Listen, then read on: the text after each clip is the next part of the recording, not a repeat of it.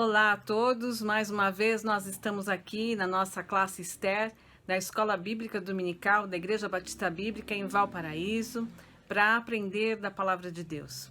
Vamos orar para que o Espírito Santo de Deus fale ao nosso coração hoje. Senhor Deus e Pai, muito obrigado, Senhor, porque nós estamos aqui, porque podemos falar contigo, Senhor, em liberdade, Pai. Queremos te pedir, Senhor, agora, por misericórdia, Senhor. Abençoa, Senhor, todos os enfermos, Senhor. Abençoa, Senhor, os irmãos da nossa igreja, em especial, que hoje estão internados ou passando por qualquer dificuldade, Senhor, em sua saúde, que o Senhor possa estar abençoando cada um deles, Pai. Abençoa, Senhor, o nosso país, Senhor. Tem misericórdia, Pai.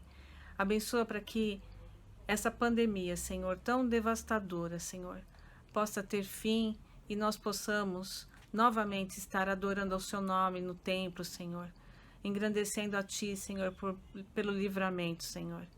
Abençoa-nos agora, nesse momento em que vamos aprender da Tua palavra, Senhor, que ela possa vir ao nosso coração e isso possa nos fazer entender melhor quem é o Senhor e, aprendendo do Senhor, possamos servi-lo, Senhor, de uma maneira melhor. É isso que eu te peço e agradeço. Em nome de Jesus. Amém. Bom, nós temos percorrido a palavra de Deus, aprendendo sobre Deus, baseados num livro que tem nos ajudado a ver as verdades da Bíblia, que é o livro de J. Packer, O Conhecimento de Deus. Nós vimos a primeira parte sobre o porquê conhecer a Deus, a importância de conhecer a Deus, e depois nós fomos percorrendo vários atributos de Deus. Nós vimos a sua majestade, nós vimos o seu poder, fomos conhecendo o nosso Deus. Nós estivemos falando sobre o ciúme de Deus, o fato de que Deus é um Deus ciumento, né? Na semana passada. E hoje nós vamos ver o último desses atributos. Nós vamos falar sobre um tema que não é muito falado nas igrejas, né, no meio evangélico. Hoje, nós temos uma tendência maior a falar da bondade e do amor de Deus. Mas a ira de Deus também é um atributo dele. No dicionário, ira vem definido como uma profunda e intensa raiva e indignação. Raiva é definida como um desagravo, ressentido e forte antagonismo por haver um sentimento de ofensa ou insulto. E indignação é definida como uma raiva justa, despertada por injustiça e ato indigno. Esta é a ira, né? Essa indignação, essa raiva que é despertada por uma injustiça. E a ira, então, conforme a Bíblia diz, é um atributo de Deus. Apesar de hoje nós não termos tanta ênfase em falar dessa ira de Deus, parece um tema não politicamente correto, né? Parece que estamos falando de algo que nem mesmo tem a ver com a essência de Deus, o Deus de amor, o Deus benevolente. Então, apesar de nós hoje não falarmos tanto da ira, a Bíblia, a palavra de Deus, ela é repleta de ensinos sobre a ira de Deus, de exemplos da ira de Deus. Nós vemos tanto no Velho Testamento quanto no Novo Testamento. Em Naum, capítulo 1, versículo de 2 a 8, nós vemos: o Senhor é um Deus zeloso e vingador. O Senhor é vingador e cheio de indignação. O Senhor se vinga de seus adversários e guarda a ira contra seus inimigos. O Senhor demora para se irar, tem grande poder e não inocenta o culpado. O Senhor tem o seu caminho no vendaval e na tempestade, e as nuvens são a poeira dos seus pés. Ele repreende o mar e o faz secar, e esgota todos os rios. Bazã e Carmelo desfalecem, e a flor do Líbano murcha. Os montes tremem diante dele e as montanhas se derretem. A terra fica devastada diante dele. Sim, o mundo e todos os seus habitantes. Quem pode resistir ao seu furor? Quem pode subsistir diante da fúria da sua ira? O seu furor se derramou como fogo, e as rochas são rachadas por ele. O Senhor é bom e uma fortaleza no dia da angústia. Ele conhece os que confiam nele, mas acabará de uma vez com o lugar de Nínive, com uma inundação transbordante, e até para dentro das trevas perseguirá os seus inimigos. Então, nós vemos aqui em Naum, a representação desse Deus irado, esse Deus que é capaz de se irar contra o mal. E nós vemos também que esse não é um tema só do Antigo Testamento. No Novo Testamento, abrindo nossa Bíblia, em 2 Tessalonicenses, capítulo 1, verso 8 a 10, nós vemos Paulo, falando sobre a ira de Deus. Ele fala assim, no versículo 7 ele já começa a falar: quando o Senhor se revelar do céu com os seus anjos poderosos em chama de fogo, punindo os que não conhecem a Deus e os que não obedecem ao evangelho de nosso Senhor Jesus. Estes sofrerão como castigo a perdição eterna, longe da presença do Senhor e da glória do seu poder. Um Deus que se apresenta em chama de fogo, e que realmente levará aqueles que não o conhecem para o castigo eterno, para a perdição eterna, longe da sua presença. Esse, com certeza, o maior castigo, estar longe da presença de Deus, estar em perdição eterna. Então, nós vemos esses dois exemplos, mas, na verdade, temos muitos versículos que falam sobre a ira de Deus. Na verdade, A.W. Pink, falando sobre os atributos de Deus, em seu livro, diz que um estudo em uma concordância bíblica mostrará que há mais referências nas Escrituras sobre a raiva, a fúria e a ira de Deus do que sobre seu amor e ternura. A ira de Deus é um atributo dele. Mesmo que nós queremos dar uma outra cara para Deus, como um Deus que permite todas as coisas, que ama o pecador, não, nós temos que reconhecer que o nosso Deus também tem ira. Mas como que é essa ira do Senhor, É isso que nós devemos nos atentar. Nós vemos, como eu disse, várias vezes na palavra de Deus aparecendo a questão da ira, mas sempre de uma forma retributiva. Nós vemos desde o Gênesis, o que acontece quando o homem peca. Eles são expulsos do Jardim do Éden. E, percorrendo toda a palavra de Deus, nós vamos chegar em Apocalipse, vendo o grande tribunal, onde todos serão julgados de acordo com as suas obras. Então, claramente, o tema da ira de Deus é um tema que os escritores da Bíblia estiveram debruçados sobre ele, Romanos, Romanos em especial, o livro de Romanos, ele vai tratar em vários capítulos sobre essa ira de Deus. Nós vemos em Romanos, capítulo 1, versículo 18, que diz: pois a ira de Deus se revela do céu contra toda a impiedade e injustiça dos homens que impedem a verdade pela sua injustiça. A ira de Deus se revela do céu contra essa impiedade, contra essa injustiça dos homens. Além desse capítulo 1, verso 18, nós temos no capítulo 2, verso 5. Mas, segundo a tua teimosia e teu coração que não se arrepende, acumulas ira sobre ti no dia da ira e da revelação do justo julgamento de Deus. Aquele coração que não se arrepende, ele acumula a ira de Deus. E no dia da ira, né? No dia do grande julgamento, o Senhor irá julgar estes, né, que não se arrependeram, que não reconheceram o Senhor como seu Salvador. Mas por que será que nós temos essa dificuldade de tratar sobre a ira de Deus? Se ela é tão real, se ela é bíblica, né?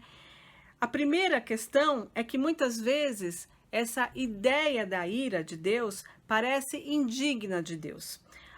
Nós temos como um conceito de ira nosso como sendo uma explosão, como sendo uma coisa que foge a um controle, né? Como sendo algo que vem impulsionado por um mau humor, um orgulho ferido, algum desses sentimentos.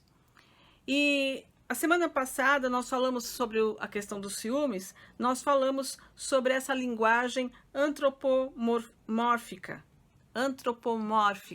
das escrituras, né?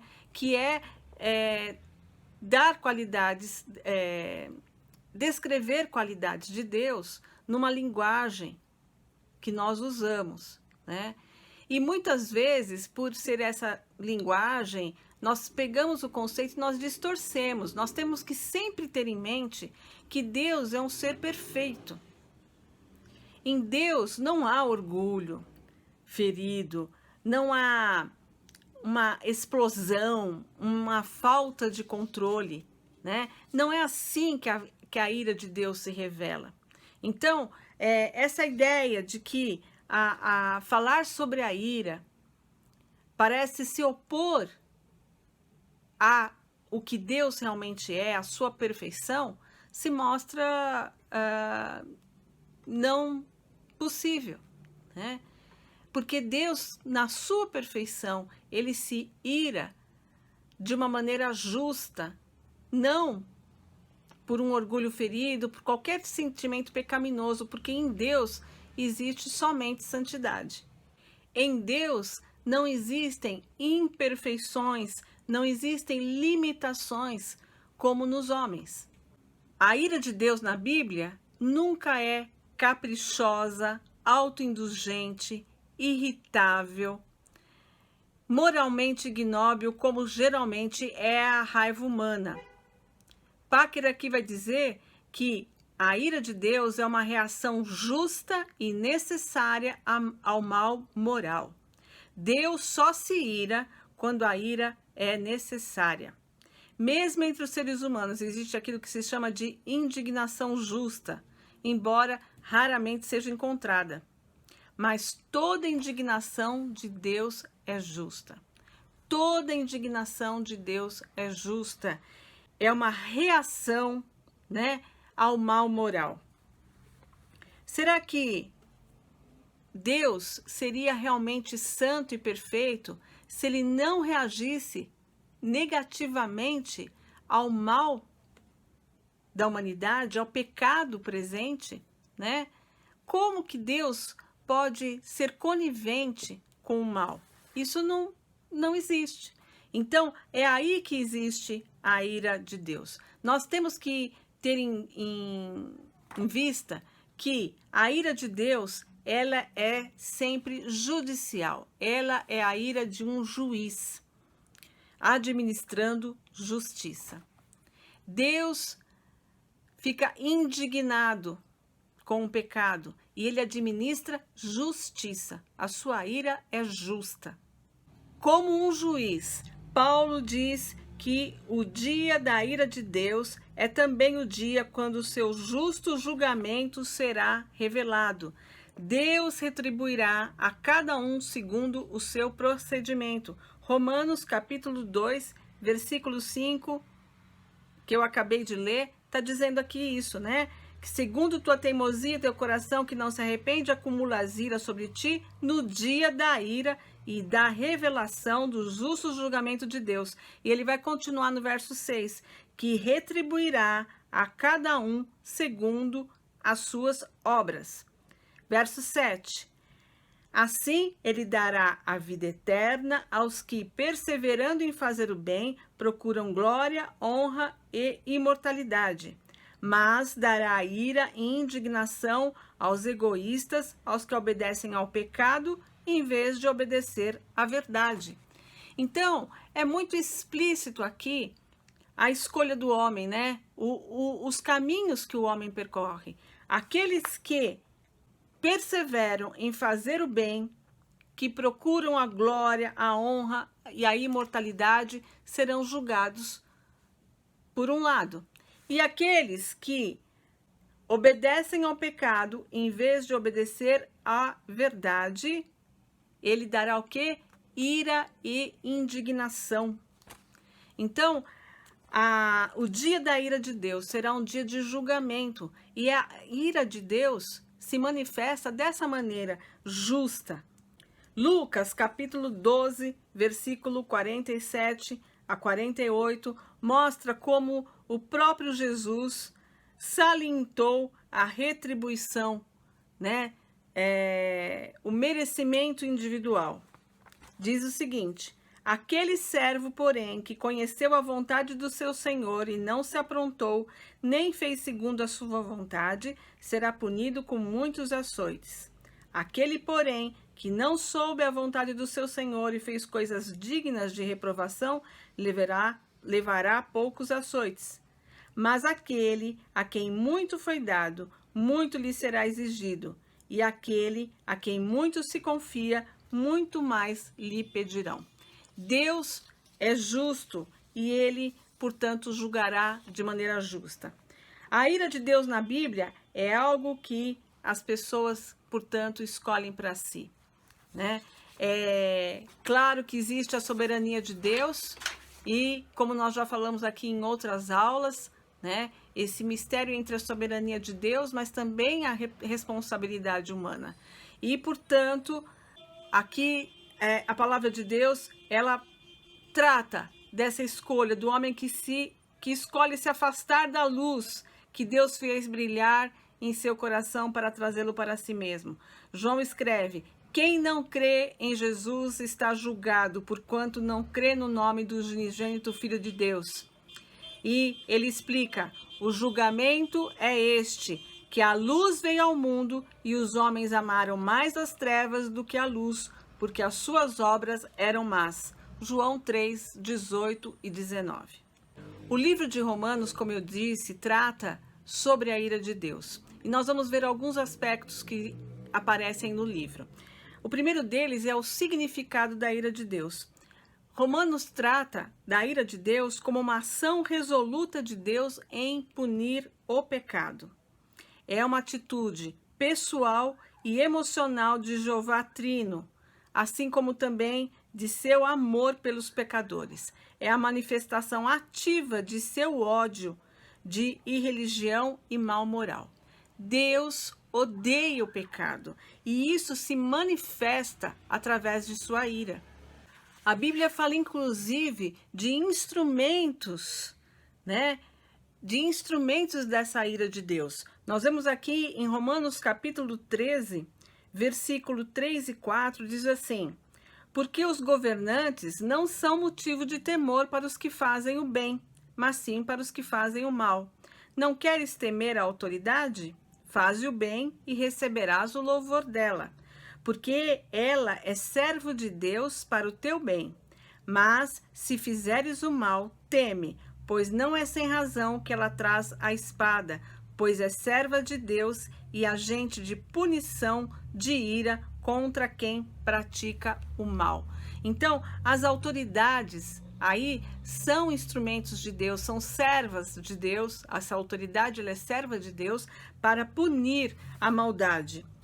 Então, como uma reação ao pecado, a ira de Deus, ela é uma expressão da sua justiça. Paulo, indignado, rejeita a sugestão de que Deus seja injusto por aplicar a sua ira. Aqueles que estão preparados para a perdição, ele os descreve como vasos da ira, objetos da ira de Deus, num sentido semelhante ao que ele chama em outras partes os servos do mundo, da carne e do diabo, de filhos da ira. Paulo em Efésios capítulo 2, versículo 3, se refere a esses, né, que são servos do mundo, da carne, do diabo, como filhos da ira. Essas pessoas, simplesmente por serem o que são, atraem a ira de Deus sobre si. Então, a ira de Deus vem sobre aqueles que permanecem no pecado, né, que tenham essa vida pecaminosa, porque Deus realmente não tolera o pecado. Como se dá a revelação da ira de Deus? Aqui em Romanos, capítulo 1, versículo 18, diz: a ira de Deus se revela do céu contra toda a impiedade e injustiça dos homens, que impedem a verdade pela sua justiça.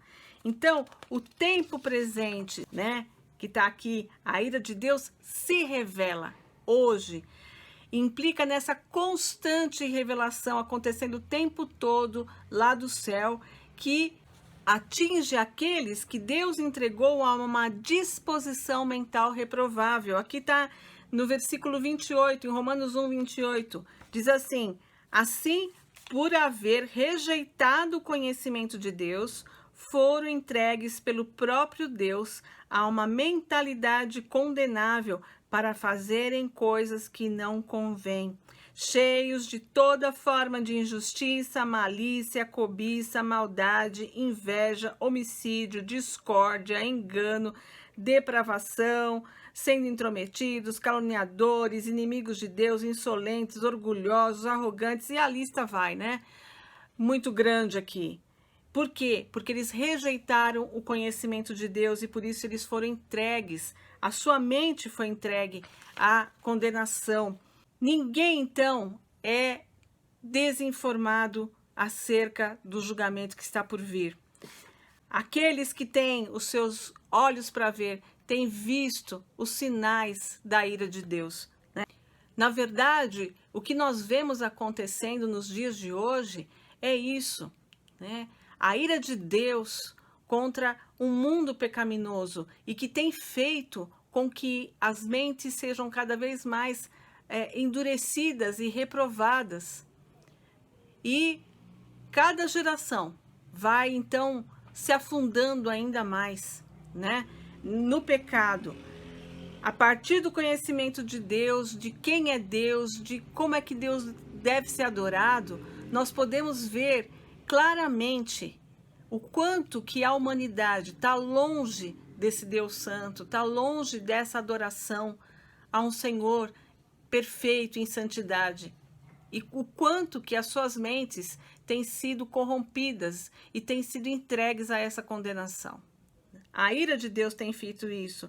Paulo escreveu esse processo aqui do verso 19 até o 31, em que ele fala que Deus entregou os homens a essas paixões infames, a uma disposição mental reprovável. Então, se nós queremos ver o quanto Deus está revelando a sua ira, é só ver o mundo à nossa volta, o quanto que as mentes estão entorpecidas, sem enxergar realmente a santidade de Deus e optando cada vez mais por ir por um caminho totalmente pecaminoso, né? Então nós vemos isso de uma maneira real acontecendo. E nos 3 primeiros capítulos de Romanos, nós vamos ver como nos livrar dessa ira de Deus. Nesse mundo tão corrompido, nesse mundo tão repleto de pecado e mal, em que Deus tem realmente permitido que a mente das pessoas fique cada vez mais distante da sua santidade. Como que nós podemos nos livrar da ira de Deus? Paulo é muito claro em como nos livrar da ira de Deus. Está aqui em Romanos, capítulo 5, versículo 9, diz: assim, agora, justificados pelo seu sangue, muito mais ainda seremos por ele salvos da ira. Nós fomos justificados pelo sangue de Jesus. A cruz resgatou-nos da ira de Deus. Isso é tão profundo. Nenhum de nós gostaríamos de chegar perto da ira de Deus. E Deus em seu amor imenso por nós, nos resgatou através do seu Filho Jesus Cristo e nos livrou da sua ira. Em Romanos, capítulo 3, versículo 24 e 25, nós vamos ver: sendo justificados gratuitamente pela sua graça, por meio da redenção que há em Cristo Jesus, a quem Deus ofereceu como sacrifício propiciatório por meio da fé, pelo seu sangue, para a demonstração da sua justiça. Na sua paciência, Deus deixou de punir os pecados anteriormente cometidos, para a demonstração da sua justiça no tempo presente, para que ele seja justo e também justificador daquele que tem fé em Jesus. Justificados pelo sangue de Jesus. Foi assim que nós nos libertamos, que nós nos salvamos da ira de Deus. E Packer diz: entre nós pecadores e as nuvens carregadas da ira divina, ergue-se a cruz do Senhor Jesus. Se somos de Cristo por meio da fé, então estamos justificados pela sua cruz e a ira nunca nos atingirá, nem aqui, nem no futuro. Jesus nos livra da ira vindoura, como está escrito em 1 Tessalonicenses, capítulo 1, versículo 10. Então, entre nós e as nuvens carregadas da ira divina, o que aparece é a cruz de Cristo. É ela que nos liberta dessa ira divina. Então, a ira divina é um assunto que nós devemos meditar com frequência. É um atributo de Deus, muito importante para o nosso crescimento, para a nossa vida espiritual. Primeiro, nós devemos meditar nessa ira de Deus para que o nosso coração fique devidamente impressionado com o ódio de Deus pelo pecado.